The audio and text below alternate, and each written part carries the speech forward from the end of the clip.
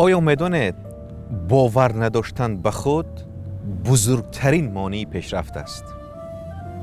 بله، بدترین باوری که میتواند دامنگیری ما شود این باور است که من به اندازه کافی خوب نیستم.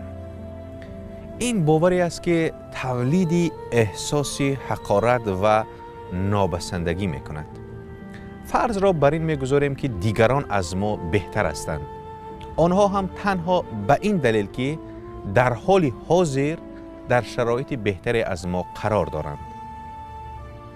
احساس میکنیم که ارزش آنها باید از ارزش ما بیشتر باشد و بنابراین ارزش ما از آنها کمتر است. این احساس به ارزش بودن در عمق روان ما جای میگیرد و سبب می شود که خودمان را دستی کم بگیریم و ارزان بفروشیم. این گونه حتی نمی توانیم هدف گذاری کنیم. باید بپذیرید که نه تنها خوب هستید بلکه می توانید در زمینه مورد نظری خود به جایگاه عالی برسید. توانمندی بالقوه شما نامحدود است، بیکران است و به همین دلیل است که می توانید به مراتب به بیش از آنچه تا کنون دست یافته اید دست پیدا کنید.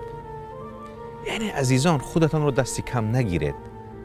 شما یک اندیشه، یک ذهن خیلی بزرگ دارید که این ذهن می تواند شما را در بهترین صورت معرفی نماید اگر به شرطی که خودتان را کم نبینید.